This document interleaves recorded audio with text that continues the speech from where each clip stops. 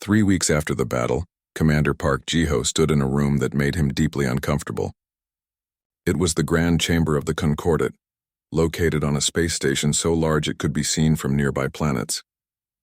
The chamber was designed to impress with walls that showed the homeworlds of all 47 member species. The ceiling stretched hundreds of meters overhead, held up by pillars carved from single pieces of crystal. Jiho wore his formal uniform, the one he hated because it was too tight around the collar. Admiral Lee Heejin stood beside him, along with a delegation of human diplomats. They were here to answer for what the galaxy was calling the Battle of the Frontier. The chamber was full. Representatives from every Concordat species sat in curved rows that rose up like an amphitheater. Some looked curious. Many looked afraid. A few looked angry. All of them were staring at the humans who had shattered their understanding of warfare. The speaker of the Concordat, an ancient being called Elder Wareham from the Trendari species, called the session to order. His voice was amplified throughout the chamber, deep and resonant. We gather today to address the actions of humanity during the recent conflict with the Velkrathi Empire. 300 warships entered human space in accordance with Concordat expansion protocols. 12 human vessels engaged them.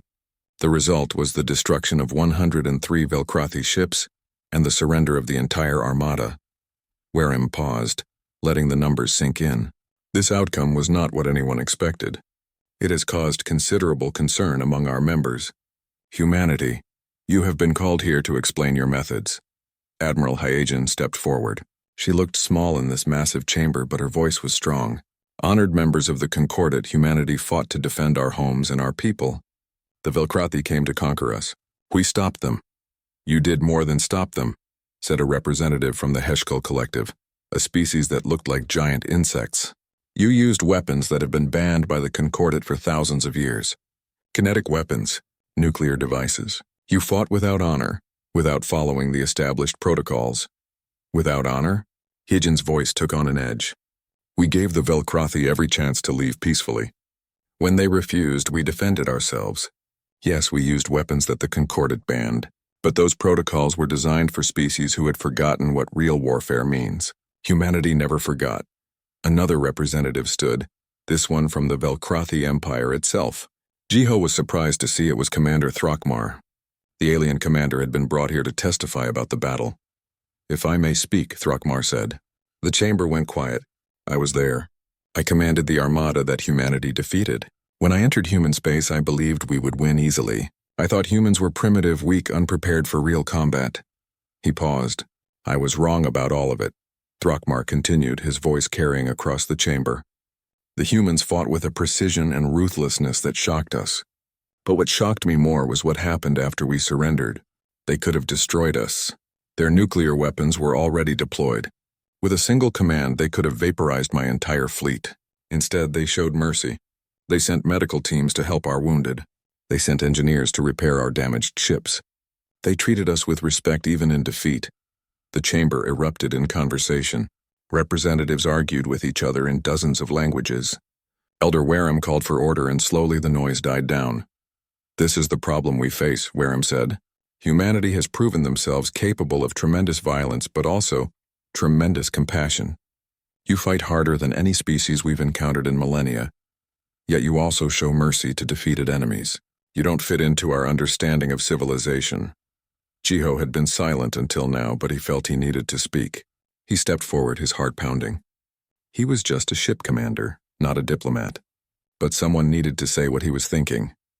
Honored Elder, with respect, maybe your understanding needs to change. The chamber went silent, shocked that someone had spoken so directly to the speaker. Jiho continued before he lost his nerve. The Concordat has had peace for so long that you've forgotten why you need military forces at all. Your wars are ceremonies. Your battles are performances. You've made warfare so safe and civilized that it's meaningless. And you think that's wrong? Elder Wareham asked. There was no anger in his voice, only curiosity. I think it's dangerous, Jiho replied. You've built a society where nobody knows how to really fight anymore. What happens when you encounter a threat that doesn't follow your rules? What happens when something comes from beyond your borders that wants to destroy you, not negotiate with you? The chamber was completely quiet now. Everyone was listening. Humanity didn't choose to be good at warfare, Jiho said. We had to be. Our world was harsh. We fought each other for resources, for survival. For thousands of years, we learned to build better weapons because if we didn't, we died. We learned to fight smarter because if we didn't, we lost. He looked around the chamber at all the alien faces watching him. And yes, we learned to kill. We're very good at it, but we also learned something else. We learned that peace is precious because we know exactly what war costs. He thought about the memorial wall on his ship, the names of the dead. Every human who serves in the military knows someone who died in combat. We carry that weight. We remember. When we deploy nuclear weapons, we do it knowing what those weapons can do. We don't use them lightly because we've seen what they did to our own cities, our own people. Admiral Hyagen spoke again. The Concordat faces a choice. You can reject humanity, exile us from your community because we fight too hard and we scare you, or you can accept that maybe the galaxy needs someone who remembers how to wage real war, not because we want war, but because eventually, something will come that forces you to fight for real. And when that day comes, you'll need people who know what they're doing.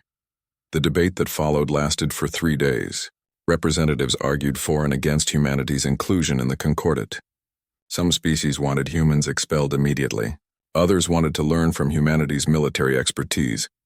The Velkrathi, surprisingly, argued strongly in favor of keeping humanity. Throckmar's testimony about human honor and victory swayed many opinions.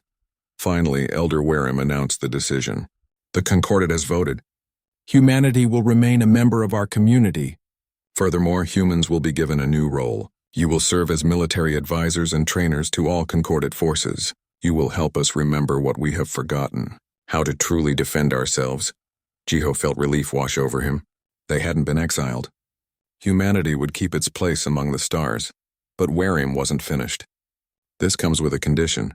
Humanity will help defend the Concordat from external threats. When danger comes, human ships will be on the front lines. You have proven you can fight. Now prove you can protect others as well as yourselves. 5 years passed. The changes were remarkable. Commander Park Jiho was no longer commanding the Indomitable. He had been promoted to instructor at the new Concordat Defense Academy, teaching young officers from dozens of species about real combat tactics. It was strange work, teaching aliens how to think like humans, but they learned. Lieutenant Kim Nari had her own ship now, the Resolute, commanding a mixed crew of humans and aliens. She had proven that different species could work together effectively if they were willing to learn from each other. Chief Engineer Choi Minho had retired from active service, but not from engineering. He was consulting with shipyards across the Concordat, helping them redesign their vessels. The new ships were stronger, tougher, designed to survive actual combat instead of looking impressive. They weren't as pretty as the old designs, but they could take a beating. Admiral Lee Hyagen commanded a new fleet, the Concordat Defense Initiative. It was a mixed force of human and alien warships trained to work together. Some species had taken to the new training better than others, but all of them were learning. On a cold morning, Jiho stood on the observation deck of the Defense Academy station, looking out at the stars. Next to him stood Throckmar, who had become an unlikely friend. The Velkrati commander also taught at the academy now, sharing his experiences about what it was like to face humans in battle. "Do you think we're ready?" Throckmar asked. "If something dangerous comes, will the Concordat be able to defend itself?" Jiho thought about that question. The humans had been training the other species for 5 years. They had learned quickly, but it wasn't just about tactics and weapons. It was about mindset, about being willing to do whatever was necessary to protect what you loved. "I don't know," Jiho admitted, "but we're better prepared than we were. And if something does come, at least this time we won't face it alone." An alarm sounded. Both commanders immediately went to the nearest communication station. A message was coming in from the outer rim sensors. Unknown ships had been detected entering Concordat space. Large ships. Hundreds of them. They weren't responding to hails. Jiho and Throckmar looked at each other. Here it was. The test they had been preparing for. The Velkrathi Armada powered down their weapons one by one. It took 3 hours for all the remaining ships to comply. Some captains surrendered immediately, relieved that the nightmare was over. Others took longer, their pride fighting against common sense. But eventually every alien vessel went dark. Commander Park Jiho watched the mine counter on his display. 43 nuclear devices still surrounded the enemy fleet, armed and ready. With a few commands, he could end this battle permanently. He could turn 300 enemy ships into expanding clouds of radioactive vapor. Part of him, the part that had seen too many wars, knew it would be safer that way. Dead enemies couldn't come back for revenge. But humanity hadn't come this far into the galaxy to become monsters. Deactivate the mines, Jiho ordered. Recall them to safe storage. Lieutenant Kim Nari hesitated for only a moment before executing the command. The mines began moving back toward the human ships, their warheads going into standby mode. It would take time to recover them all safely, but the immediate threat was over. Admiral Lee Hyejin's face appeared on the communication screen. She looked exhausted. The battle had lasted 6 hours, and the stress showed in the lines around her eyes. But there was something else there too. Relief. "Well done, Commander," she said. "Casualty report?" 47 dead across the fleet, Jiho replied. Each number was a name, a person who had served with him. 216 wounded. The Indomitable lost crew members on decks 7 and 12 when we took direct hits to the port side. Hyejin closed her eyes briefly. 47. Against 300 enemy ships, we only lost 47. She opened her eyes again, and they were hard. Do you know how many casualties the Concordat predicted? They thought we'd lose at least half our fleet in the first hour. They expected thousands of deaths. They don't understand how we fight, Jiho said. He looked around his bridge at his crew. They were tired, some injured, but alive. They build pretty ships and play at war. We build ships that can survive, and we fight to win. Speaking of the Concordat, Hyejin said, we've been receiving communications from all over the galaxy. Every major species watched this battle. Our little demonstration has caused quite a reaction. Jiho could imagine. The Concordat had thought humanity would be easy prey. They had expected the Velkrathi to win with barely any effort. Instead, they had just watched a force of 12 human ships destroy or disable over 100 alien vessels and force the surrender of the rest. What do we do with the prisoners? Jiho asked. We have over 2,000 Velkrathi crew members in damaged ships that can't support life. And Thrakmar is requesting permission to evacuate his wounded. Help them, Hyejin said immediately. Send medical teams and damage control parties to stabilize their ships. Treat their wounded. Feed them if they're hungry. Show them that humanity knows how to win, but also knows how to show mercy. Over the next 12 hours, human crews boarded dozens of crippled Velkrathi vessels. Chief Engineer Choi Minho led the damage control efforts, his teams working alongside terrified alien engineers to restore power and life support. It was strange work. Hours ago, these aliens had been trying to kill them. Now humans were risking their lives to save them. Minho found himself in the engine room of a Velkrathi heavy cruiser, looking at technology that was centuries more advanced than anything humans had. The alien engineer, a tall being with blue-gray skin and 4 arms, watched nervously as Minho examined the damaged power systems. Your reactor design is beautiful, Minho said, speaking through a translation device. Very efficient. But you have no backup systems. If the main reactor fails, your whole ship goes dark. The Velkrathi engineer made a gesture that the translator interpreted as confusion. Why would we need backup systems? Our reactors never fail. Everything fails eventually, Minho replied. He pulled out a human-made portable generator and started connecting it to the alien power grid. That's why we plan for failure. We assume the worst will happen and prepare for it. That seems like a very pessimistic way to live, the alien observed. Minho laughed, but there was no humor in it. Maybe, but it keeps us alive. On the Indomitable, Medical Officer Kang Sora worked through the night treating both human and alien wounded. Her medical bay was full. Human crew members with burns and broken bones lay next to Velkrathi soldiers who had been injured in the explosions. She treated them all the same, moving from bed to bed with steady efficiency. One young Velkrathi soldier watched her nervously as she approached. He had a severe leg injury from when his ship had lost gravity during a railgun strike.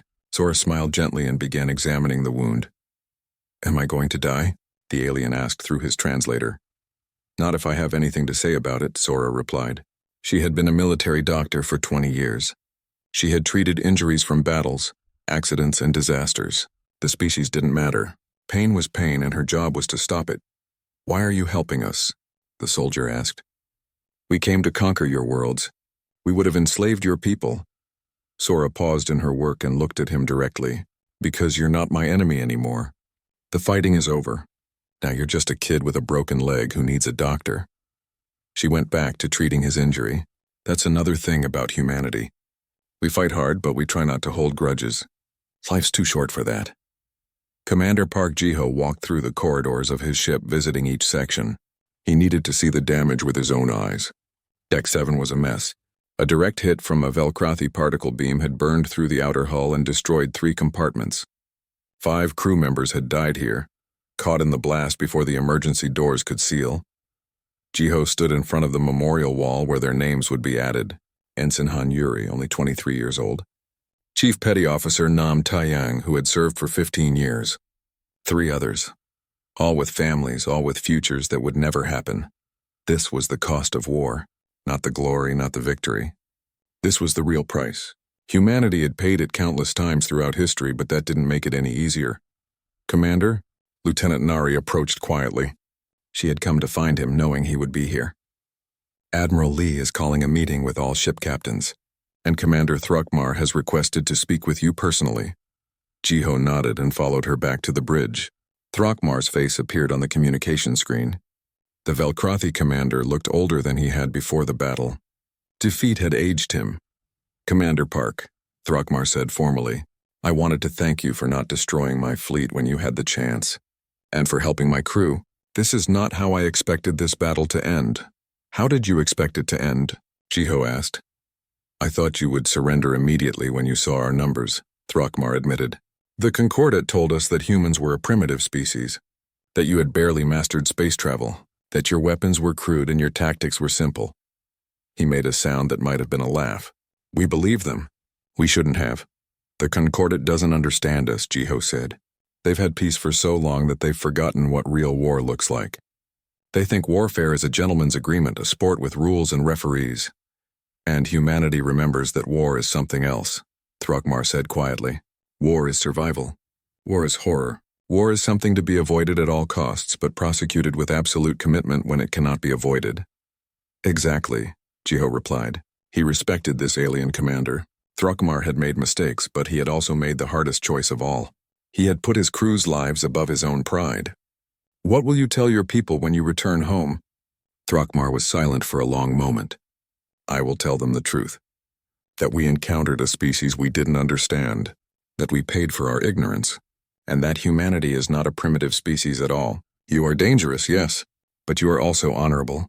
You could have killed us all, but you chose mercy instead. He paused. I think the galaxy needs to learn this lesson. Both parts of it. The communication ended and Ji-ho sat alone on his bridge looking at the stars. Somewhere out there, the entire Concordat was watching. They had seen what humanity could do in battle. Now the real question was what would happen next. The Velcrothi Armada tried to reorganize, but it was like watching a school that had only practiced dance trying to fight in a real battle. Their ships bumped into each other. Their weapons fire crossed paths. 3 alien vessels accidentally shot their own allies in the confusion. The elegant formation that had looked so impressive an hour ago was now scattered wreckage and panicking captains. Commander Park Ji-ho watched it all from the bridge of the Indomitable. His ship had taken damage. Scorch marks covered the hull where Velcrothi energy beams had finally managed to hit them, but Minho's thick armor plating had done its job. The attacks that would have crippled an alien ship had only burned away the outer layers of the human vessel. Damage report. Ji-ho called out. Port side armor reduced to 60%, reported a damage control officer. We've lost 2 railgun batteries and 1 missile tube. Hull breach on deck 7 sealed. No casualties, no casualties. Ji-ho felt relief wash over him. His crew was still alive. The armor had protected them, just as it was designed to do. The Velcrothi built beautiful ships with powerful shields. Humans built ugly ships that could take a beating and keep fighting. Lieutenant Kim Nari was still tracking targets, her face lit by the glow of her screens. Commander, the enemy is trying to form up for a retreat. They're gathering at coordinates 47 Alpha. If they reach minimum safe distance, they can jump away. Ji-ho shook his head. Contact Admiral Lee. Tell her we need to cut off their escape route. Within minutes, the human fleet had repositioned. It was a bold move, spreading their 12 ships to cover the approaches to the Velcrothi jump points. They were outnumbered 25-1, but the aliens didn't know that. They had just watched human ships tear through their armada like wolves among sheep. They were afraid. Fear was a weapon humanity understood very well.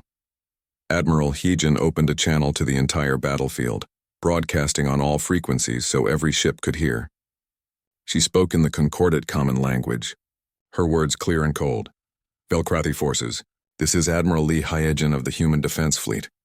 You came to our space with 300 warships to conquer our homes. You thought we would surrender because we are new to the galaxy. You were wrong. On his command platform, Thrakmar listened. Half his armada was damaged or destroyed. The human admiral continued speaking, and each word hit like a hammer. You fight your wars like games. You follow rules that keep everyone safe and comfortable. Humanity doesn't have that luxury. We learned to fight by fighting each other for 10,000 years. We built weapons that could destroy our entire world. We killed millions of our own people learning how to wage war. And we never forgot those lessons. Thrakmar looked at his tactical display. The remaining Velkrathi ships outnumbered the humans greatly, but his captains were terrified. They had trained for ceremonial combat, not actual warfare. The humans had trained for survival. Hyejin's voice took on an even harder edge. You have one chance to leave this system alive. Power down your weapons. Surrender your ships. Accept defeat. If you try to fight your way out, we will destroy you. Not because we want to, but because we can. And because you threatened our families, should we surrender? Thrakmar's second-in-command asked quietly. There was no shame in his voice, only practicality. They were beaten and everyone knew it. But Thrakmar's pride wouldn't let him accept it. He was a commander of the Velkrathi Empire. His family had served in the military for 12 generations. To surrender to a species that had barely learned to travel between stars? Impossible. Prepare the fleet for a coordinated assault, Thrakmar ordered. We still outnumber them. If we attack together, all at once we can break through their line. His officers moved to obey. But Thrakmar could see the doubt in their faces. They didn't want to fight anymore. They wanted to go home. On the indomitable, Nari's sensors picked up the change in the Velkrathi fleet's behavior. Commander, they're powering up weapons again. All ships. I think they're planning one last attack, Jiho sighed. He had hoped the aliens would be smart enough to surrender. But pride was a dangerous thing, and apparently the Velkrathi had plenty of it. He opened a secure channel to Admiral Lee. Admiral, the Velkrathi are about to charge us. Permission to use final deterrent. There was a long pause. The final deterrent. Nuclear weapons.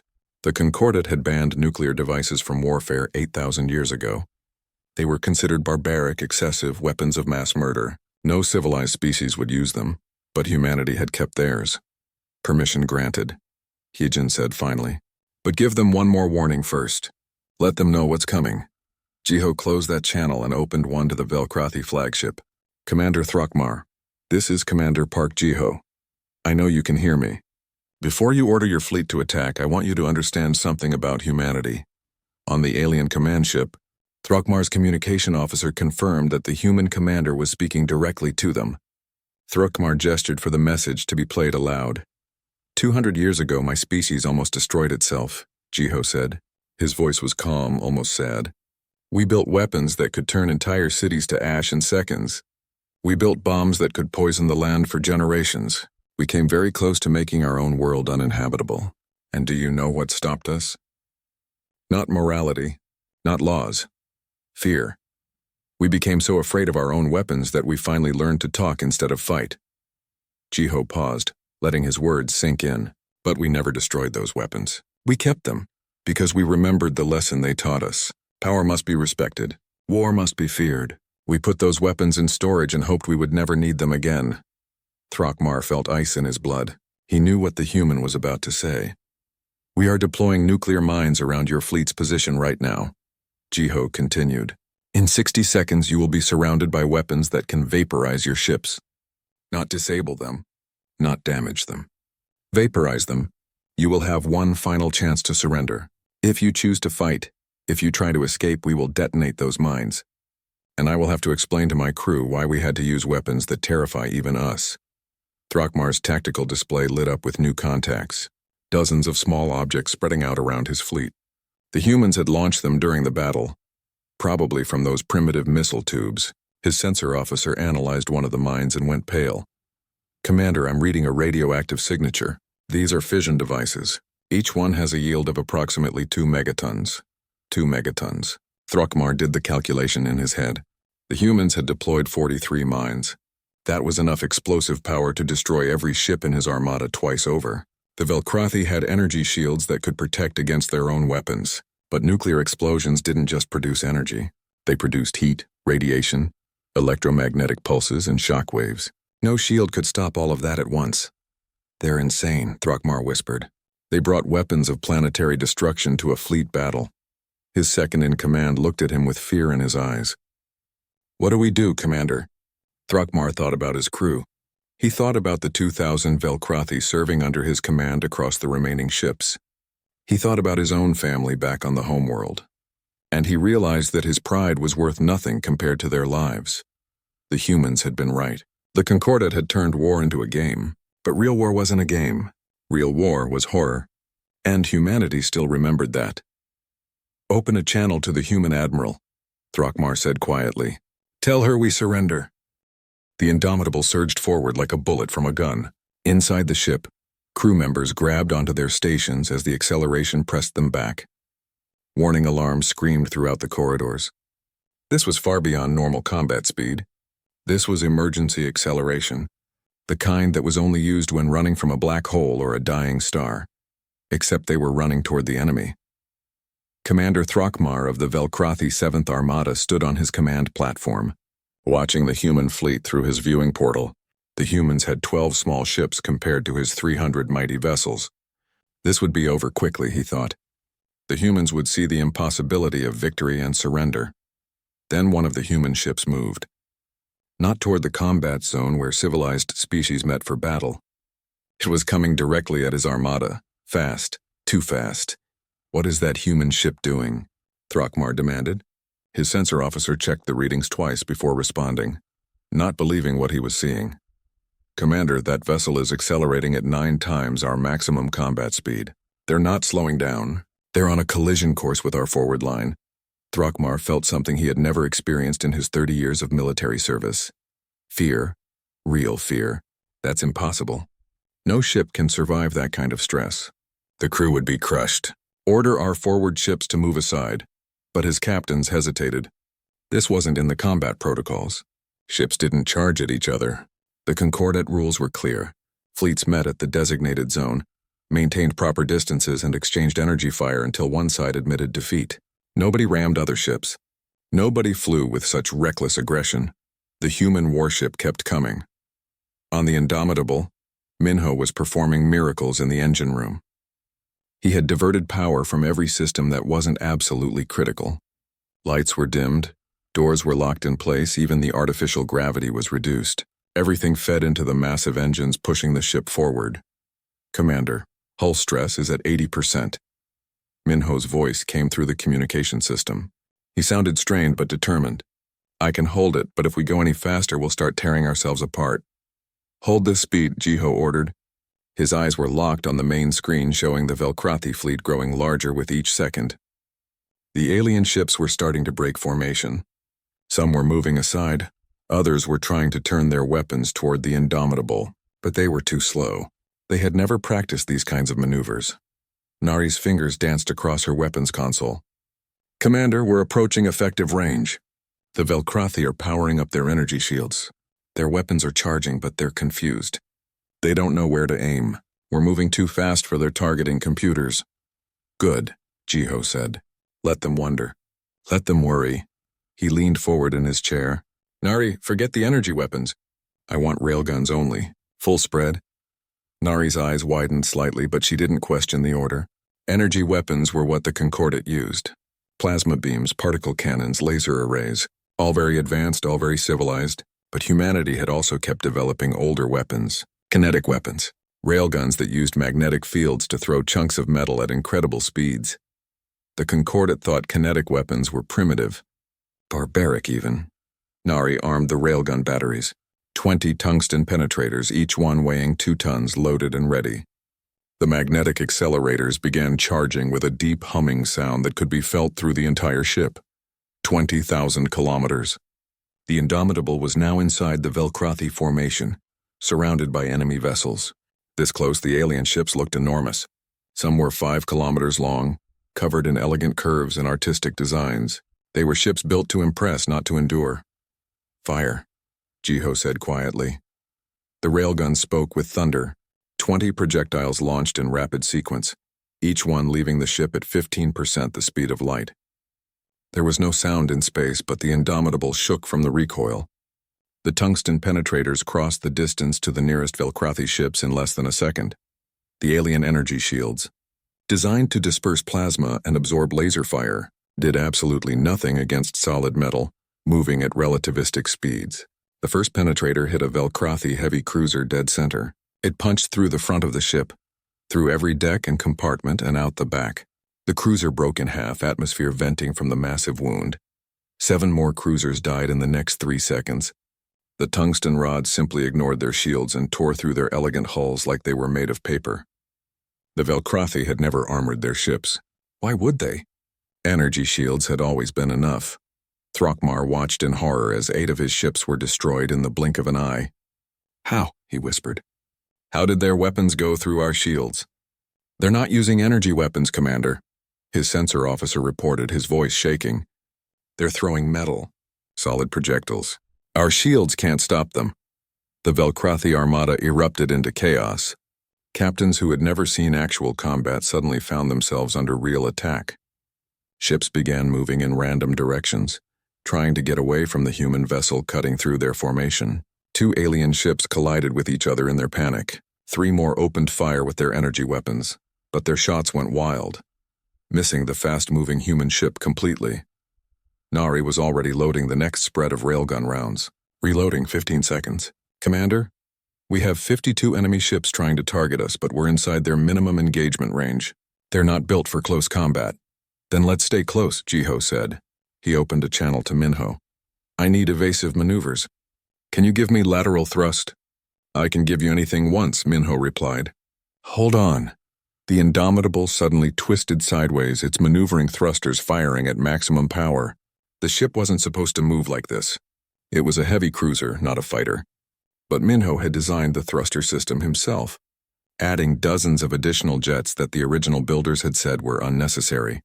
The human ship danced between the Velkrathi vessels like a knife fighter in a crowd of soldiers. It was too close, too fast, too unpredictable. The aliens couldn't track it. Their weapons were designed for long-range duels, not dogfights. And then the rest of the human fleet arrived. 11 more warships dropped out of faster-than-light travel, but not at the combat zone. They appeared at optimal firing positions around the Velkrathi Armada. They had used small jump calculations to place themselves exactly where they wanted to be. The aliens suddenly found themselves surrounded by small, angry human ships that were all targeting their command vessels. Admiral Heejin's voice came through on the fleet channel. All ships concentrate fire on their flagships. Take out their command structure. The human fleet opened fire together. More railguns, more missiles, more weapons that the Concordat had dismissed as primitive. The Velkrathi commanders had kept their flagships in the center of their formation, thinking they were safe there. But the human ships could reach them now, and the command vessels were the most visible targets with their oversized sensor arrays and communication equipment. Throckmar's own ship shuddered as something hit the port side. Alarms screamed. His damage control officer reported that they had lost 2 decks to a missile strike. A missile. The humans were using guided weapons that could think, that could hunt their targets. The Concordat had banned such weapons as unsporting centuries ago. Unsporting, Throckmar said aloud, almost laughing. His species had forgotten what war really was. They had turned combat into a game with rules and etiquette. But the humans hadn't forgotten. The humans still knew how to kill. Another explosion rocked his ship. Throckmar made a decision. Open a channel to all Velkrathi vessels. General retreat. All ships fall back to jump distance. But even retreat was harder than it should have been. The human ships had positioned themselves between the Velkrathi fleet and the safe jump points, and they weren't letting anyone leave. The warning lights flashed red across the bridge of the Indomitable. Commander Park Jiho stood with his hands behind his back, watching the main screen as it displayed hundreds of contacts dropping out of faster-than-light travel. 300 enemy warships had just arrived at the edge of human space, the largest invasion force humanity had ever seen. Lieutenant Kim Nari worked quickly at her weapon station. her fingers moving across the controls. She was counting the enemy vessels and analyzing their formations. Each ship was massive, at least twice the size of any human warship. Their hulls gleamed with strange metals that reflected the light of distant stars. Energy shields surrounded them like colorful bubbles pulsing with power. "Commander, I'm reading 287 confirmed hostiles," Nari said, her voice steady despite the situation. "They're holding position at the designated combat zone, exactly where the Concordat rules say they should be." Jiho nodded slowly. The Concordat, that collection of 47 alien species who thought they ruled the galaxy. They had rules for everything, including how wars should be fought. Humanity had only been part of their community for a few decades, and the other species still treated humans like children who had barely learned to walk.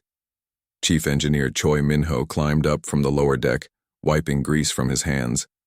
He was a big man with gray in his hair and permanent worry lines on his face. He had kept the Indomitable flying through situations that should have torn the ship apart. "Reactor is running at optimal levels," Minho reported.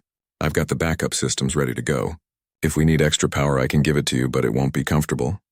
"It never is," Jiho replied with a slight smile. He trusted Minho completely. The engineer had served with him for 15 years, through pirate raids, system failures, and once through a journey inside a gas giant's atmosphere when their jump drive had malfunctioned.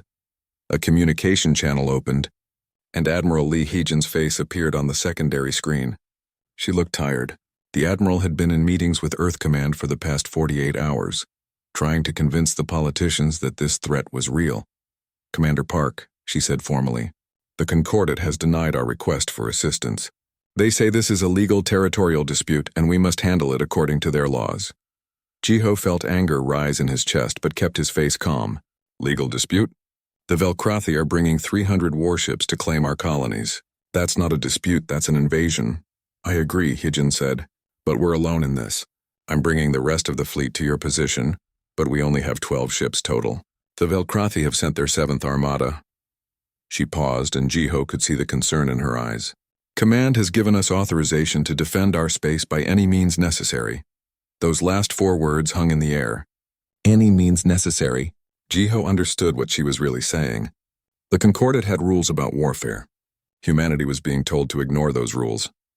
"Understood, Admiral," Jiho said. "We'll hold position until the fleet arrives." The channel closed and Jiho turned back to the main screen. The Velkrathi fleet was beginning to move now, advancing slowly in a perfect formation. It was beautiful in a way, like watching a school of fish move together.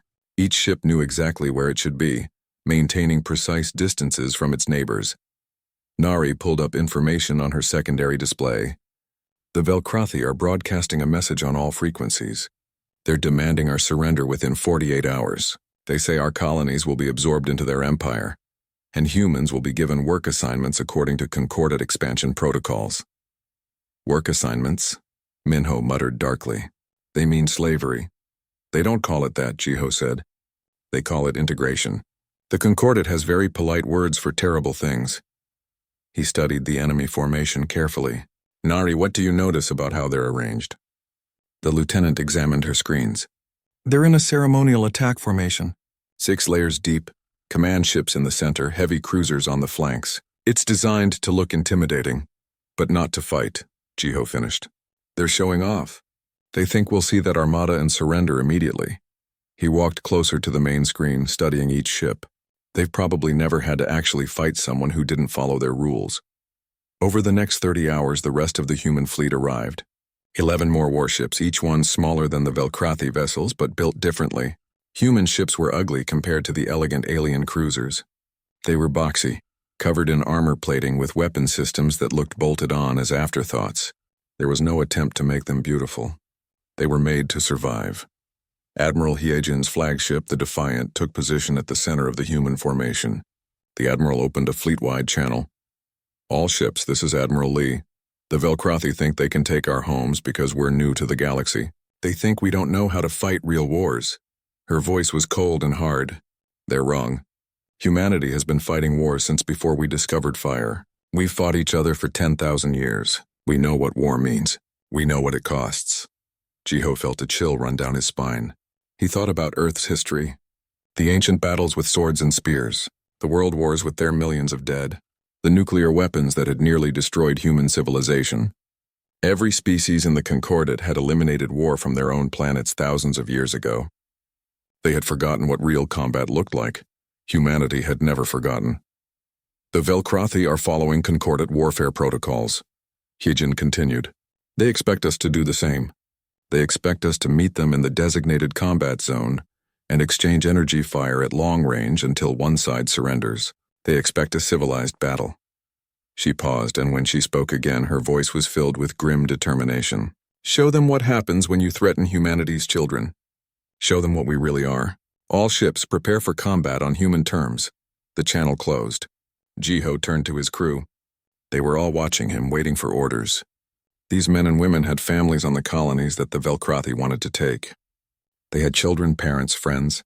Everything they loved was behind them, and an alien armada was in front of them. Minho, I need maximum engine power, Jiho said calmly. Route everything from life support except what we absolutely need. Nari, prepare all weapon systems. Forget the Concordat restrictions on weapon yields. I want everything armed and ready. What's the plan, Commander? Nari asked. Jiho smiled, but there was no humor in it. We're going to teach the Velcrothi a lesson they should have learned a long time ago. When you go to war with humanity, you better be ready to actually fight. He took his seat in the command chair and opened a channel to the Admiral. Admiral Lee Indomitable requesting permission to engage. Permission granted, Commander, Hyjin replied. Show them humanity. Jiho closed the channel and looked at his crew one last time. All hands prepare for combat acceleration. We're not going to the combat zone. He pointed at the main screen where the Velcrothi Armada waited confidently in their perfect formation. We're going straight to them.